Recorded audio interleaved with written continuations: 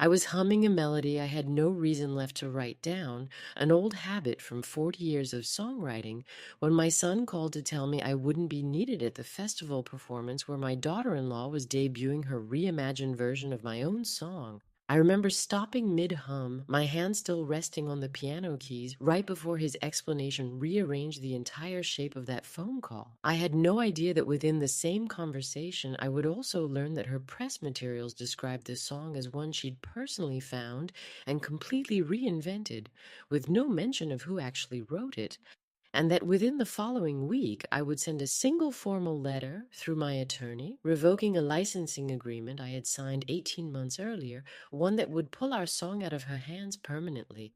My name is Judith Hale. I'm 71 years old.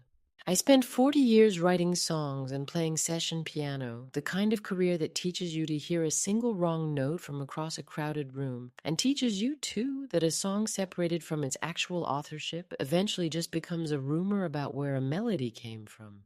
My husband Leonard died 5 years ago, a sudden stroke while he sat in our living room tuning the same guitar he'd played on every recording we ever made together. I remember walking in with 2 cups of tea and finding him already gone, his hand still resting on the strings.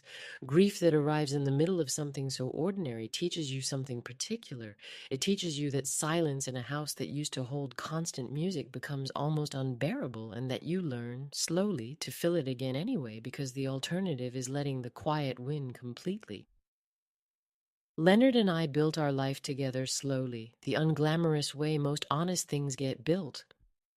He grew up playing guitar in his own father's small church band and brought that same steady patience to everything we wrote together, the kind of man who played a chord progression a dozen times before ever trusting it was right, a habit that used to amuse me until I understood it was simply how he loved the people who'd eventually hear it. When I told him 3 years into our marriage that I wanted to pursue session work in the city rather than stay comfortable playing local weddings, he didn't tell me it would be difficult with 2 small children at home. He told me he'd handle every school pickup and every late dinner on my longest recording nights, and he did for years without complaint, never once asking me to choose between the family we were building and the career I was slowly earning for myself. I built my craft slowly after that, the way most honest skills get built, one carefully written verse at a time, 40 years at the piano until I finally retired with more patience than I sometimes believed I had any right to feel. I remember one particular young singer early in my session career, a woman named Delphine, convinced she'd never develop enough confidence to hold a note on her own, whom I spent an entire year quietly coaching after hours, never once mentioning to the studio how much extra time it actually required. She went on to a modestly successful career of her own, touring small venues across the country for over a decade, and years later, a letter arrived thanking me for refusing to let her give up on her own voice. I think about that letter often now, in a different light than I once did, understanding that quiet, uncredited mentorship had always been the actual substance of my working life, long before anyone in my own family learned to take it for granted. I taught both Julian and Marisol to play piano on the very same instrument still sitting in my music room. Patient afternoons after school, Julian always more interested in picking out melodies by ear than following the written notes in front of him. A habit Leonard used to say reminded him of himself at that age. Those afternoons, quiet and unremarkable, were the actual substance of what music meant to our family, considerably more than any single song's eventual success. Leonard didn't live to see Eveningtide find its second life. He died 5 years before Julian ever brought Ariana's plans to reimagine it to me, and some evenings I still catch myself wanting to play him a new arrangement before remembering there's no one on the other end of that particular conversation anymore. I have 2 children. Marisol, my daughter, is a high school music teacher, 3 time zones away, patient and exacting in exactly the way you'd hope a teacher's ear would be. She calls every Sunday evening, without fail, a habit that started the year Leonard died and never once lapsed since. Julian, my son, is 40, a music producer, married for 4 years to a singer-songwriter named Ariana Cole, 33, whose rising career he has managed personally since they met, and who has always had a particular gift for making a borrowed inheritance sound like a personal discovery. My own days since retiring had settled into a quiet, predictable rhythm. Coffee at my piano bench most mornings, an hour or two working through old melodies that no longer had anywhere in particular to go, the occasional call from a former colleague looking for advice on a difficult arrangement. It was by most measures a peaceful life, one I'd built carefully in the years since Leonard died, and one that made the phone ringing on an ordinary Tuesday afternoon feel, at first, like nothing more than the usual welcome interruption of a call from my son. Ariana grew up in a family that valued the appearance of raw, self-made talent above almost everything else.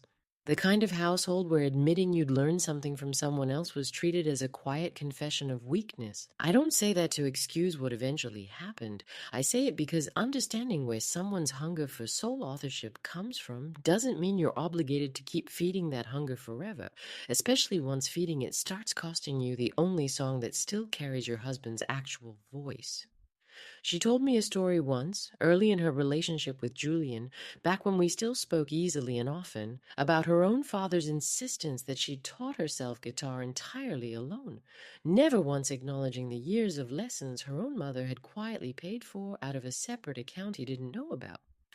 My dad always said talent that needed teachers wasn't really talent at all, she told me. I grew up believing that admitting you'd learned something made the thing itself less impressive. I remember thinking at the time that it was a sad story, worthy of real compassion.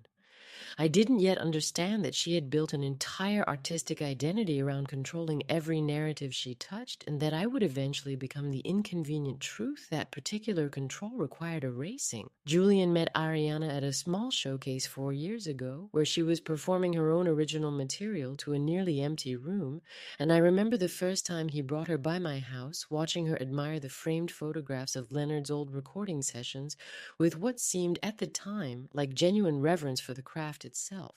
She asked thoughtful questions about session work and songwriting collaboration, questions that suggested real curiosity rather than polite small talk.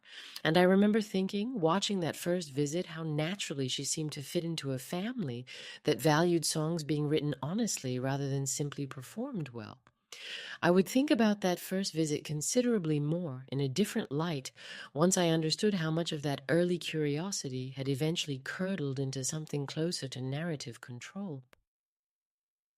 Leonard and I wrote Evening Tide together 40 years ago, in the same cramped apartment where we raised both our children, Marisol still an infant asleep in the next room while we worked out the bridge at 2 in the morning, Leonard humming a melody line while I scribbled possible lyrics on the back of a grocery receipt. It found modest, steady success over the decades, covered occasionally by other artists, licensed a handful of times for film and television, enough to fund a comfortable retirement without ever making either of us famous. After Leonard died, that song became something closer to sacred to me, the clearest remaining trace of his actual voice since we'd sung it together on nearly every recording that ever used it. When Julian came to me 18 months ago, describing Ariana's plans to reimagine Evening Tide as the centerpiece of her debut album, a fresh, stripped-down arrangement built around her own distinctive voice, I was genuinely moved, thrilled to think of Leonard's melody reaching an entirely new generation. I did insist, however, on a proper licensing agreement drafted formally with my attorney, rather than simply handed over on a handshake between mother and son. Ariana would receive full rights to record and perform her new arrangement, along with a standard royalty split, in exchange for accurately crediting Leonard and me as the song's original writers in all recordings, liner notes, and public materials. At the time, that condition felt like nothing more than sensible protection for a song that still carried my husband's voice. It would take 18 months of careful, creeping erasure before I understood exactly what that condition was actually protecting.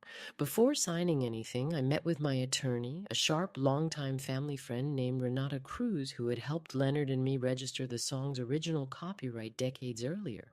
Licensing a song you didn't write alone is trickier than people assume, she told me.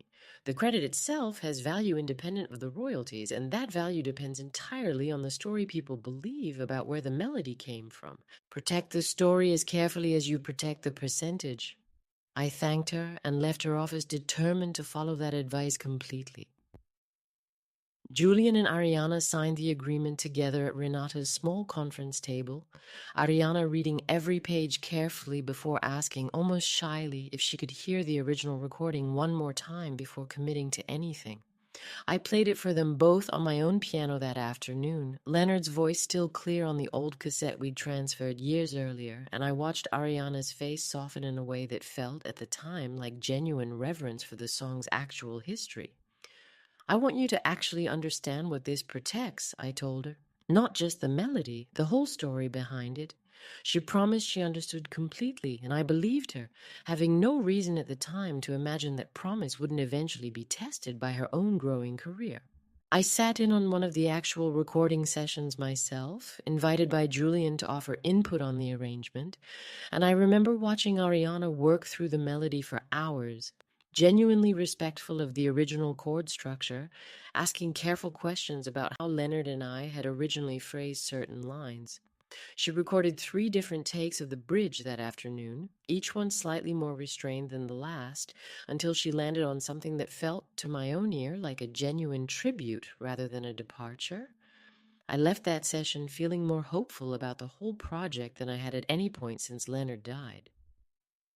Ariana's version of Evening Tide, released 18 months ago to genuine early acclaim, a stripped-down, aching arrangement that critics praised for its emotional restraint, eventually climbing modestly onto several streaming charts and becoming, by most measures, the most successful song of her young career.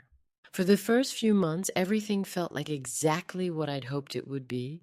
Leonard's and my names properly credited in the liner notes, Ariana speaking warmly in early interviews about discovering the song through her husband's family.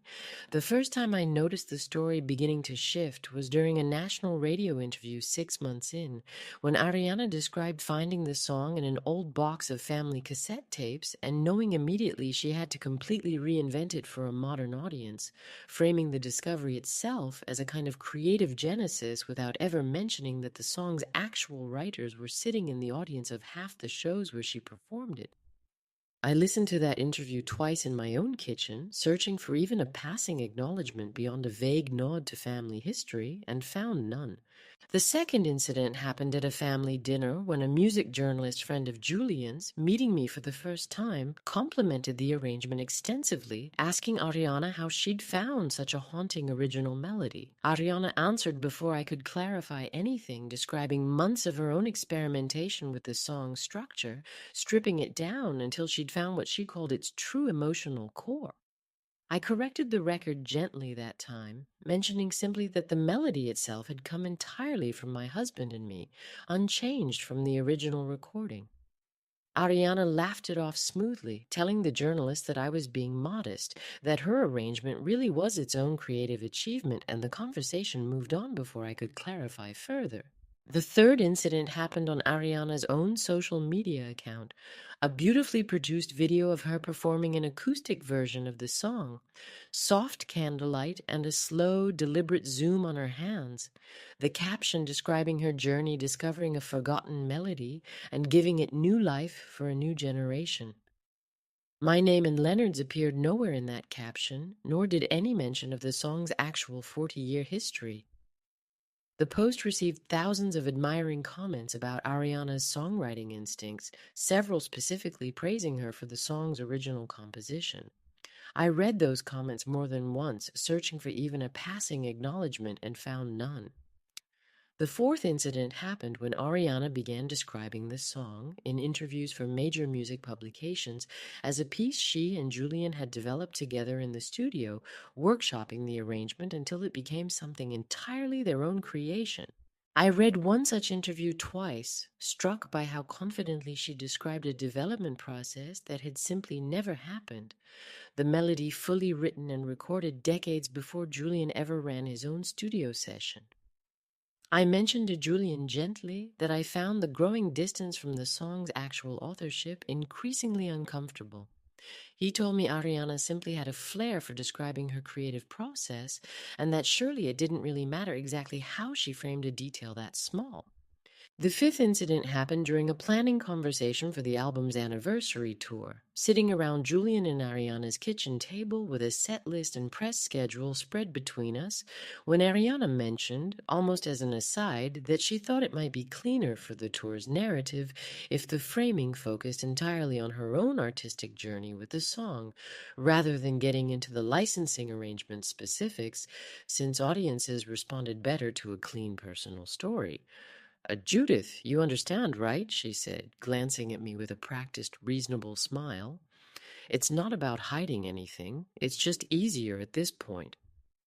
I sat there listening to my daughter-in-law discuss minimizing my documented authorship as a matter of narrative strategy, as though Leonard's and my song were an inconvenient footnote rather than the very foundation her entire performance depended on.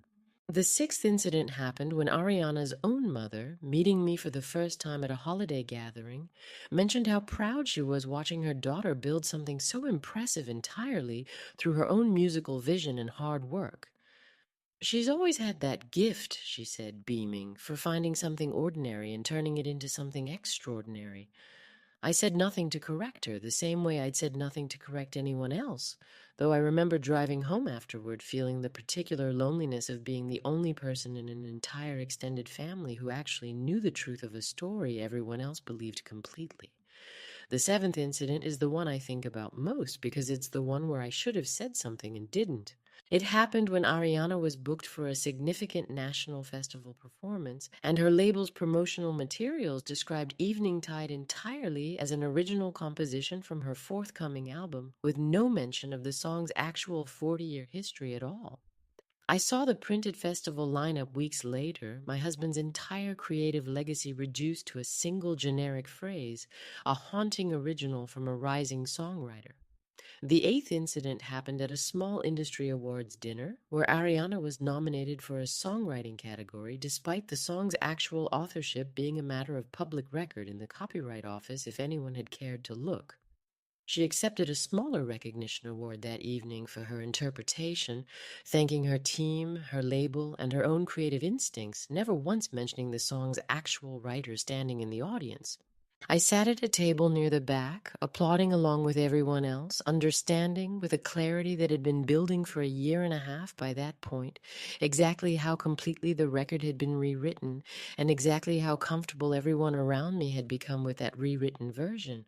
I didn't understand yet that splinters left alone don't disappear. They work their way deeper. I want to tell you that I confronted this early, that I was the kind of woman who draws a firm line the moment she's disrespected. I wasn't. I told myself 100 different stories to avoid dealing with the truth. Ariana is just building her own career narrative. Julian loves me even if he doesn't correct her in the moment. The song is finally reaching people the way Leonard always hoped it would, and that should be enough. I believed every one of those stories, some days more than others, because believing them was easier than accepting that the last clear trace of my husband's voice had become an inconvenient detail in someone else's more convenient story. There was one evening, about 2 months before everything finally came to a head, when I came close to saying something.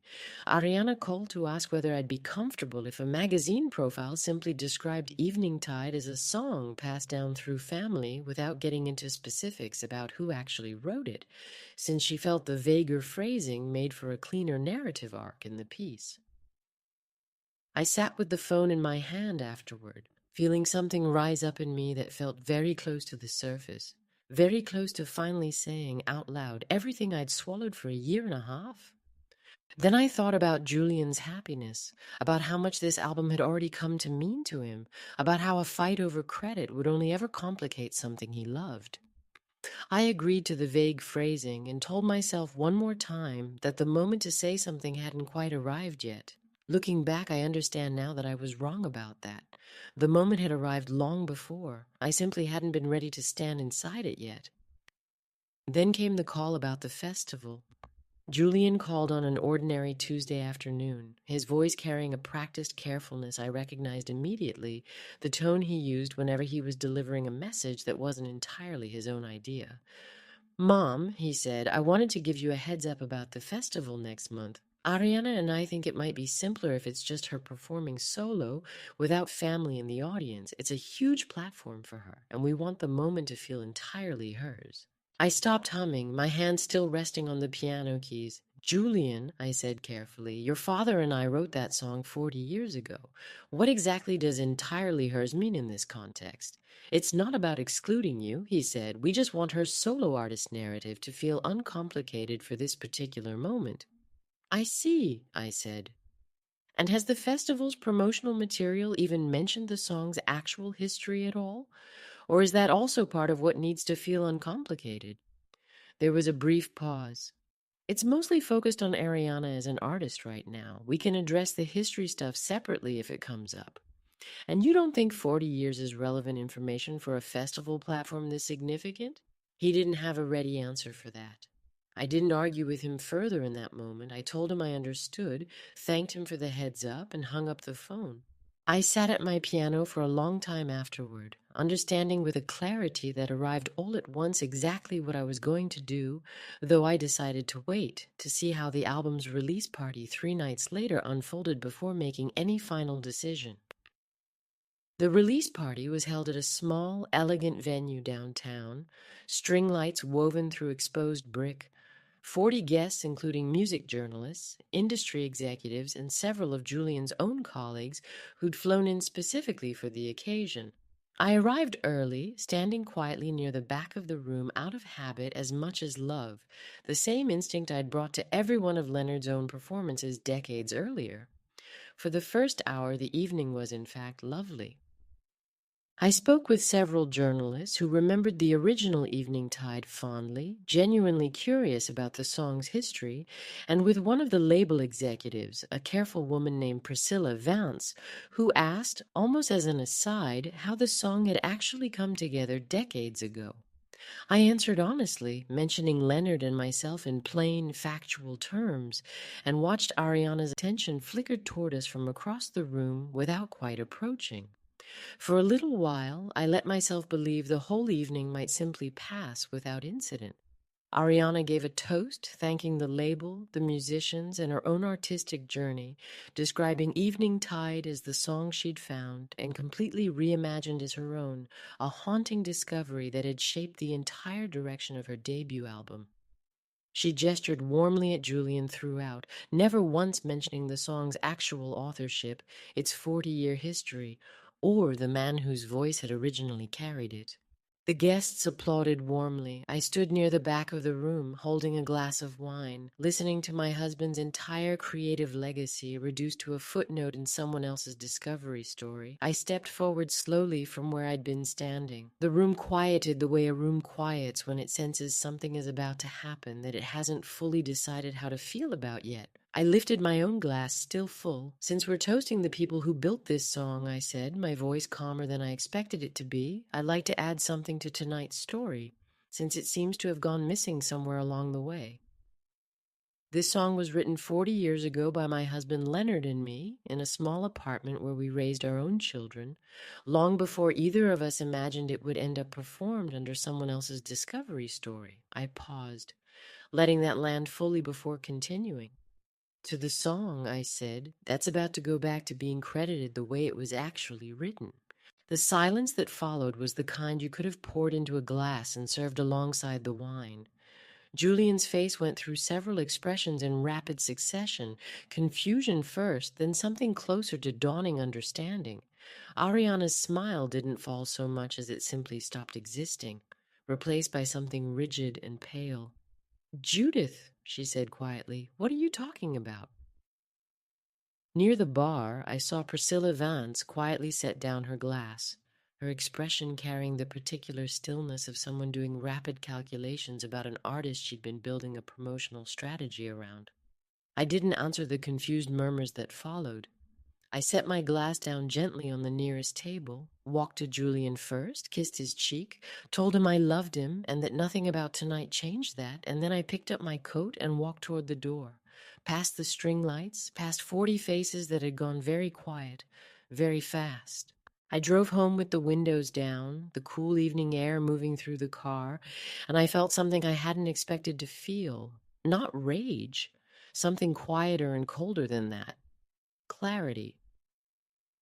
Somewhere along that dark road, I thought about every evening Leonard and I had spent writing that song together, decades before either of us imagined it would end up credited as someone else's discovery. I thought, too, about the years after Leonard died, learning to manage every part of our catalog alone: the licensing requests, the royalty statements, the small administrative details he'd always handled without complaint. Widowhood had taught me, whether I wanted the lesson or not, that I was considerably more capable than I'd ever given myself credit for while someone else stood beside me. I felt that old, hard-won capability rising back up in me now, and I understood, with total clarity, exactly what I was going to do before I even reached my own driveway.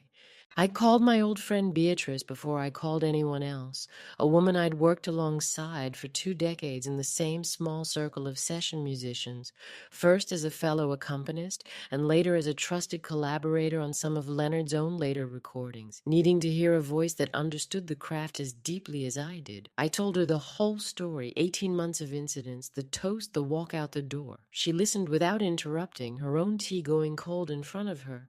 "Judith," she finally said, "you taught every young singer who ever recorded one of your songs that a melody carries a responsibility to honor where it came from.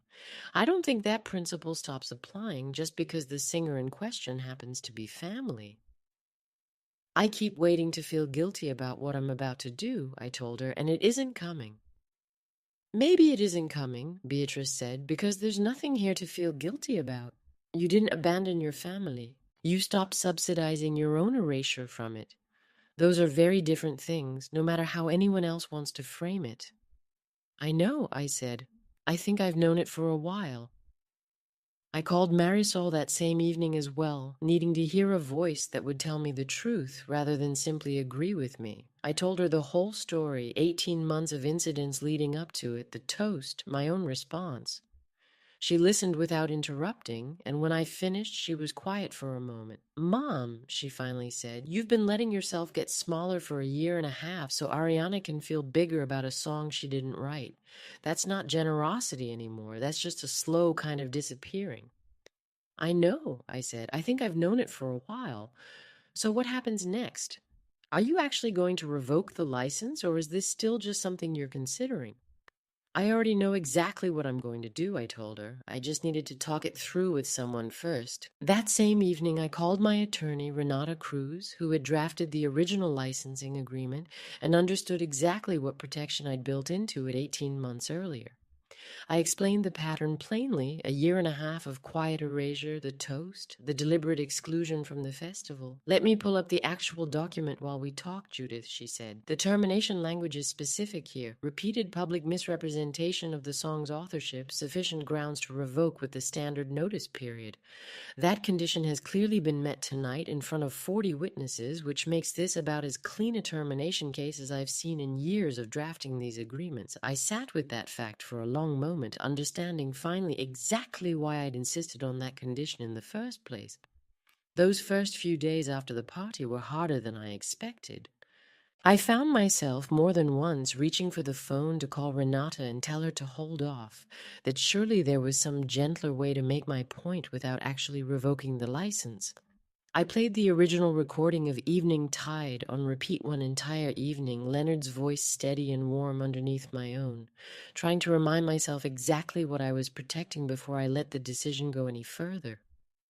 Each time I made myself sit with the discomfort a little longer instead of acting on it, remembering Beatrice's words, remembering the actual weight of the phrase the song I found and completely reimagined, remembering that gentler corrections had already had 18 months to work and hadn't.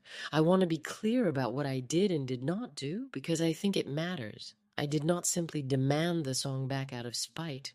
Renata drafted a formal professional letter revoking the license, citing the specific documented misrepresentations by date, the radio interview, the family dinner, the social media caption, the industry awards dinner, each one referenced plainly and specifying the standard 90-day window before Ariana would need to remove the recording from all platforms and her live set list entirely unless the credit issue was resolved and a new agreement negotiated. I sent that letter through her office, with no personal note attached beyond what the letter itself required. The same plain, unremarkable language that could have applied to any licensing dispute between any two parties anywhere in the industry. Julian called the following morning, his voice tight with panic rather than his usual warmth. "Mom, this could sink her entire festival slot. We don't have 90 days to rework her whole live show." "I understand that's difficult," I said calmly. "But Ariana built a signature performance around a song your father and I spent 40 years earning credit for, then spent a year and a half watching that credit get quietly rewritten as her own discovery, right up until I learned I wasn't even welcome in the audience at the one performance that mattered most. I'm simply asking for that song to only be credited the way it was actually written. There has to be another way to handle this that doesn't threaten her entire career moment." "There is," I said. "Several, in fact. She keeps performing the song, and the credit finally gets told accurately, starting immediately. Or she removes it from her sets entirely and performs only her own original material, which she's welcome to do. I'm not interested in destroying what she's built. I'm interested in finally being an honest part of how that story gets told." Ariana called 2 days later, her voice sharp. "Judith, this is completely disproportionate. You're punishing me over how I frame press materials." "No," I said quietly. "I'm the woman who watched you spend a year and a half quietly erasing where an entire song came from, right up until you turned my husband's creative legacy into a footnote at a release party organized specifically to showcase your own solo journey. I think the real question is what you thought would happen once I finally understood exactly how thoroughly that history was being erased. Every artist wants a clean discovery story. That's not a crime." "It isn't," I agreed. "But that song was never meant to fund a clean story in general. It was meant to carry a specific real one. Those are different things, Ariana, and I think some part of you has always understood the difference, which is exactly why you kept softening the details every time someone asked." She hung up on me. I sat with the dial tone for a long moment, then went back to my piano, understanding that whatever came next would take time to settle. About a week after the letter went out, Julian asked if I'd be willing to join a video call with him and Ariana together, something he described, a little awkwardly, as trying to get everyone on the same page. I agreed, mostly out of curiosity about what that page might actually contain. When the call connected, Julian was sitting at their kitchen island, Ariana beside him, her expression carefully arranged into something between contrition and defensiveness. "Mom," Julian began, "we wanted to talk through everything as a family, figure out what happens next." "I'm listening," I said. Ariana spoke first, her voice tighter than I'd heard it before. "I think we all said things in the heat of the moment. I know the toast landed wrong, but sending a legal letter with no warning beyond what was legally required felt like it was designed to hurt my career as much as possible. Was that the intention?" I considered the question honestly before answering. "The intention was to stop watching your father's actual voice disappear a little more every month. If it hurt, I understand that. It should. A year and a half of quiet erasure doesn't undo itself painlessly just because the reason it's ending is a fair one."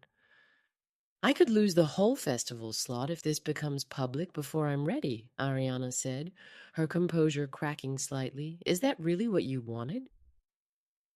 "What I wanted," I said, "was to stop being described as a family history while my actual authorship funded your entire signature performance. I never once asked you to build a career you couldn't tell honestly. I only asked eventually, and apparently not clearly enough, to be treated as an honest part of it." Julian was quiet for a long moment, and then he turned slightly toward Ariana, away from the camera, in a way that suggested he'd forgotten, briefly, that I could still see them both. "She's right," he said to her, quietly but clearly enough for me to hear. "We built an entire narrative around something that wasn't ours to simplify, and I let it happen because correcting it kept feeling like more trouble than it was worth." Ariana's eyes filled, and for the first time in the entire call, she didn't have a rebuttal ready. "I don't know how to fix a story that was built partly on someone else's silence," she said, almost to herself. "You start by no longer needing it to be a story at all," I told her. "Just an accurate description, plain as any credit line in the original recording." "I'd like that," Julian said. "I've been waiting a year and a half to hear it said plainly." The call ended a few minutes later, quieter than it began. The weeks that followed were difficult ones. Julian called nearly every day at first, caught between his wife's fury and a growing understanding of exactly what had actually been erased. One label executive, Priscilla Vance, who had attended the release party, called Ariana directly to ask whether the toast she'd witnessed had actually been about her own mother-in-law, since word had traveled through the small local music community about a licensing dispute. Ariana told me later that admitting the full truth to Priscilla out loud for the first time outside our immediate family had been strangely clarifying. Priscilla just said, "I noticed Judith seemed quiet all night at that party." "Now I understand why," Ariana told me. "I think I'd spent so long not letting myself notice it either, that hearing someone else name it finally made it real." Marisol, once she heard the whole story, offered to sit down with Julian directly, walking him through the song's full history the way only a sibling who'd grown up hearing their parents write together could. She told me later that she'd laid out the whole timeline for him at her own kitchen table, using the same patient precision she brought to grading a difficult student's work, every incident dated and specific, watching his face change as the pattern finally became undeniable. I don't think he understood how systematic it actually was until he saw it laid out chronologically, she told me. He kept saying, "I thought that was just one weird comment at one dinner." "It wasn't one comment, Mom. It was a year and a half of them." About 3 weeks after the letter, Julian came to see me alone, sitting across from me at my own piano bench. "Marisol told me everything," he said, "the original recording, all 40 years of it laid out chronologically. I don't think I understood how systematic the erasure actually was until I saw it that way. I think I let myself believe it was harmless because correcting Ariana kept feeling like more effort than it was worth." "Thank you for saying that now," I told him. "Why didn't you say something sooner, before it went on for a year and a half?" "Because I kept telling myself it wasn't about credit," I said. "It was never about credit, Julian. It was about accuracy, about whether your father's actual voice survived being used or quietly disappeared the moment it stopped being convenient to mention. Can I ask you something? Why did you let it go on for so long? You corrected people yourself early on. Why not every time after that?" "Because I kept believing the next occasion would finally be the one where the truth simply won out on its own," I admitted. "And because, if I'm honest, some part of me was afraid that correcting it too often would make me seem like a difficult mother rather than a supportive one. It took watching that fear cost me the last clear trace of your father's voice to understand how backward that priority actually was." Ariana came to see me on her own several weeks later, considerably more subdued than our phone call had been, sitting stiffly across from me at my own kitchen table. "I keep thinking about how close I came to actually losing that festival slot," she admitted, before we'd even gotten to the harder parts of the conversation. "I know I have complicated feelings about how this happened, Judith, but some part of this fear was just about genuinely almost losing the performance itself, the actual moment I'd worked toward for years. That's allowed to be true at the same time as everything else, right?" "Of course it is," I told her gently. "I never wanted you to lose what you'd built. I only ever wanted my part in building it acknowledged honestly." She nodded, wiping her eyes, and continued. "I've been thinking about everything," she admitted, "about how easily the story became mine to control instead of something I was simply lucky enough to help continue. I think I was scared, honestly, that a song with a story that meaningful would somehow make my own artistry look smaller by comparison, like I hadn't earned any of it myself. You were never meant to compete with it, Ariana," I told her. "You were meant to help carry it forward, honestly. Those are very different things. I don't know how to undo a year and a half of telling it wrong," she said. "You don't undo it," I told her. "You start telling it accurately, starting now, every single time it comes up. And let the story going forward finally be honest. Can I ask you something?" she said. "Why did you keep giving me the benefit of the doubt for so long, even after that first radio interview, even after your own correction got laughed off at that dinner?" "Because I wanted so badly for you to be exactly who I hoped you were," I admitted. "It's a very particular kind of hope, watching your son fall in love with someone, hoping she'll turn out to be everything he sees in her. I think I let that hope talk me out of trusting my own instincts for longer than I should have." We talked for nearly 2 hours that afternoon about Leonard, about the original recording, about what that song had actually been written to carry. I showed her Leonard's original handwritten lyric sheet for the first time, his careful cursive and the small chord changes scribbled in the margins. Ariana read through it slowly, her hands careful, before asking if she could have a copy framed for her own studio. By the end of that conversation, something between us had shifted, not fully repaired, but genuinely, honestly begun. Julian and Ariana saw a counselor together that autumn at Ariana's own insistence, something that had never happened in 4 years of marriage before that year. Ariana told me later that the counselor had asked them, in an early session, to describe the single biggest unspoken assumption underlying their careers together. We both said the song, almost at the same time, Ariana said. Neither of us had ever said out loud how much of what we called my artistry actually depended on a melody that wasn't mine to claim alone. I called Renata a few weeks after the letter went out to update her on how everything had actually unfolded, since the family reconciliation had moved faster than either of us expected. Judith, I've drafted a lot of these licensing agreements over the years, she said, and I can tell you what you did wasn't reckless. It was actually one of the more disciplined uses of a termination clause I've seen a client execute in 20 years of practice. I told her I hadn't thought of it in those terms, that it had felt in the moment more like an act of pure grief than discipline. Sometimes the two aren't as far apart as people assume, she said. You built that protection because you understood decades ago exactly how easily a song can slip away from its rightful story. The fact that you eventually needed it doesn't make you any less careful for having built it in the first place. Marisol flew in for Thanksgiving that year, the first time in years that both of my children had gathered under one roof at once, my own dining room filled with the smell of a roast and the sound of easy conversation that hadn't existed at any family gathering in longer than I cared to admit. Julian and Ariana drove over with a pie Ariana had made herself. No professional styling, no stage photographs, just a slightly uneven crust. She laughed about setting down on my counter. Over dinner, Marisol's husband, Theo, asked, innocently enough, how the whole song situation had eventually settled, clearly having heard only fragments of the story secondhand. The table went quiet for a moment, the kind of quiet that used to precede something painful in this family, before Ariana simply said, Judith and Leonard wrote that song 40 years ago, and I spent a year and a half letting a cleaner discovery story replace that history because the truth felt like it made me look less special somehow. She finally made me prove I could actually earn being part of that story honestly.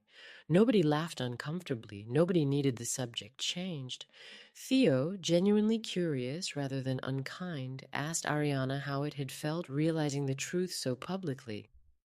Ariana was quiet for a moment before answering honestly.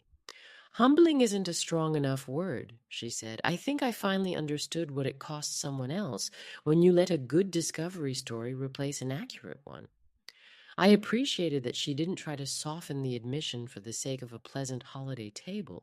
Priscilla Vance notably reached out to Ariana directly that winter, having heard through the small local music community that the song's authorship had finally been disclosed honestly, and expressed renewed interest in developing a broader promotional campaign around the honest history itself, framing it as a story about legacy and artistic respect rather than solo discovery. I told her I appreciated the honesty this time around, Ariana told me. She said that was actually the whole reason she was willing to reconsider the partnership at all. The album's liner notes were reissued within the month, corrected credits printed clearly, Leonard's and my names properly restored alongside a short note describing the song's actual 40-year history. Ariana requested a new feature with the same national music publication that had run the original discovery story, this time providing the song's complete, honest history for their materials. The publication, mildly surprised by an artist actively requesting a more complicated story than the one they'd already printed, agreed to run a corrected profile the following season, one that finally credited 40 years of work rather than framing the song as an overnight solo discovery, closing with a line Ariana herself insisted on including. Some songs are inherited, not invented, and that inheritance deserves to be told honestly. A few weeks after that Thanksgiving, a card arrived in my mailbox, Julian's familiar handwriting on the envelope. Inside, he'd written only a few lines. Mom, I keep thinking about all the months I let Ariana's version of our song become the only version anyone heard. I can't undo that, but I can promise to correct the record every time it comes up again out loud, without waiting for you to have to do it yourself. Thank you for finally showing all of us what that song actually cost and what it was actually worth. Tucked inside the same envelope was a smaller note in Ariana's own handwriting, brief and considerably more humble than anything she'd ever said to me directly. Judith, I spent a year and a half building an artistic identity around a discovery that was never mine alone to claim. I'm sorry it took nearly losing the song for me to understand that. I folded both notes carefully and placed them in a small drawer where I kept a photograph of Leonard holding his old guitar, decades earlier, grinning at whoever was behind the camera. I think he would have recognized exactly what those notes meant, and I think he would have been quietly satisfied that the record eventually corrected itself. 3 months after the letter, once that honest history had genuinely taken root in how the family spoke about it, I reinstated the license under identical terms, requiring nothing further beyond what had always been agreed. Julian hugged me for a long time when I told him. I promise, he said, every single interview from now on starts with the real story. I saw Beatrice again that spring, over coffee at the same small cafe where we'd talked through everything the week after the party, the same corner booth we'd claimed as our own for years without ever quite deciding to. I told her about the reconciliation, the corrected liner notes, the honest feature. Beatrice listened with the same quiet satisfaction she'd shown from the very beginning. I told you it would matter, holding that line, she said. Most people don't have the nerve to actually do it, even when they know they should. You did, and look what it actually bought you. Not just the song back, the truth back. I thought about that phrase for days afterward, the truth back, understanding that it described exactly what I'd been missing more than any royalty payment ever could have. Do you regret any of it? Beatrice asked gently. The year and a half of silence before you finally acted? I regret the silence, I told her. I don't regret the song, or the family, or even the patience I gave before finally reaching my limit. I think I needed all of it in some strange way to finally understand exactly what I was protecting when I insisted on that clause 18 months ago. I think about that phone call about the festival often, my hand still resting on the piano keys, my son's careful voice explaining why my presence would complicate a clean story. At the moment, it felt like the end of something. Looking back now, I understand it was actually the beginning of something else entirely. A family finally required to reckon honestly with the legacy it had been quietly editing. I don't regret licensing that song freely. Julian's happiness mattered to me, and it still does. What I regret is how long I allowed the last clear trace of my husband's voice to be quietly rewritten before I finally insisted the record reflect reality. Real inheritance was never meant to require its own authorship's erasure as the price of being carried forward, and I intend to make sure every story I'm actually part of survives being told accurately from now on. I think, too, about all the years I spent believing that quiet generosity was itself a kind of grace, that a good mother simply handed over whatever her children needed without ever asking the story to acknowledge the true cost. I no longer believe that. Giving without acknowledgement isn't grace. It's simply a slower, quieter kind of erosion, and it costs exactly as much in the end, whether you name it out loud or not. The difference is only in how long you wait to stop paying for it. Real generosity, I've come to believe, doesn't require secrecy to survive, and it certainly doesn't require humiliation as its price of admission. If a family needs you to disappear quietly into the background of your own authorship in order to feel comfortable with their own narrative, that discomfort is telling you something important, and it deserves to be listened to, not smoothed over with another vague toast. I think of it now the way I used to think about a flat note buried inside an otherwise beautiful recording. You can let it stand for a while if you want to. It never once corrects itself on its own. It only continues quietly until someone finally listens closely enough to hear it. I think about the specific moments now with a clarity I didn't have while I was living inside them. The radio interview crediting Ariana's discovery. The journalist told a story about experimentation that never happened. The festival lineup's single generic phrase standing in for 40 years. Each one seemed small enough to excuse in isolation. Strung together, they formed something considerably less innocent, a pattern deliberate enough that I no longer believe, looking back, that any of it was entirely accidental. Ariana may not have consciously planned each individual omission, but the cumulative effect served a purpose she understood on some level, even if she never named it to herself, keeping the song's real history small enough that the story could remain entirely, conveniently hers. I think sometimes about all those years writing songs with Leonard, learning that every honest melody depends on respecting where it actually came from before you ever change a single note. It took me 71 years and one very public toast at my own daughter-in-law's release party to apply that same standard to my own family. I gave that song freely, and I would give it freely again, but I no longer accept a version of legacy that erases its own origin.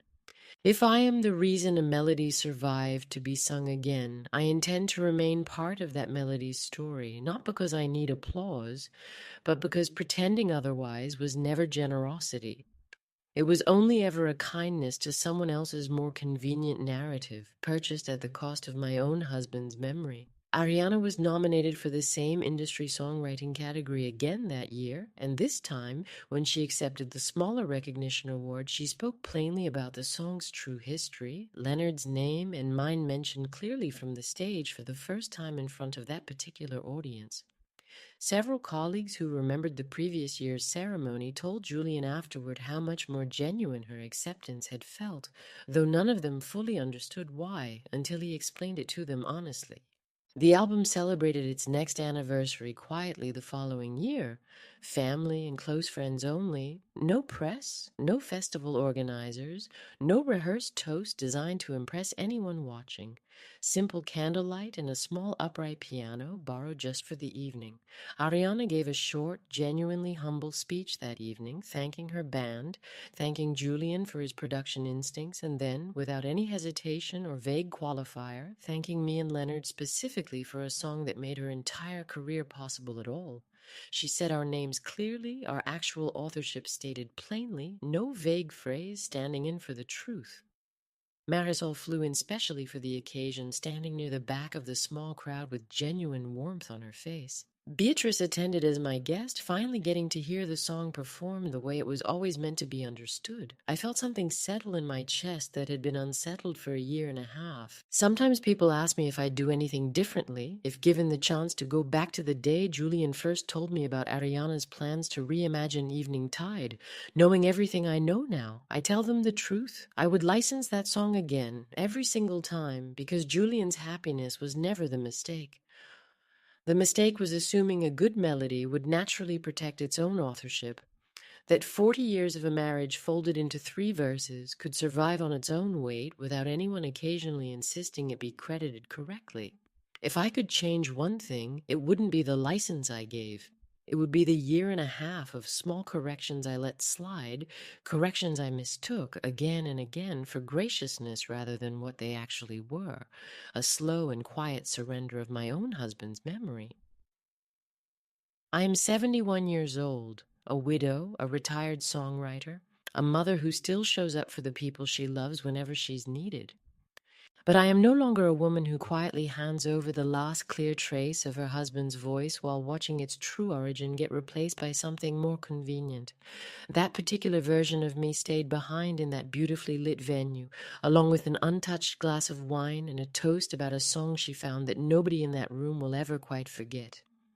I drove home that night as one woman, and I woke up the next morning as another, and I have never once wished myself back into the first one. Marisol's own students ask me sometimes, whenever she brings me in as a guest speaker for her music classes, to tell them the whole story of how Evening Tide actually came to be written. One student asked me once, after hearing the whole account, why more people didn't just tell their stories that plainly from the start. I told her the truth, that sometimes people confuse borrowing something with failing at something, and it takes practice to understand those are different things entirely. I tell the story every single time exactly the same way, unhurried and complete, Leonard's careful cursive, the small apartment, 40 years of a marriage folded into 3 simple verses, watching them absorb a history that finally belongs to everyone who actually helped write it. No detail softened, no name left out, exactly the way it should have been told from the very beginning. These days, when anyone asks who actually wrote that song, they hear the whole story, the small apartment, the careful cursive, 40 years of a marriage folded into 3 simple verses. I'm simply finally exactly as present in that history as I always should have been.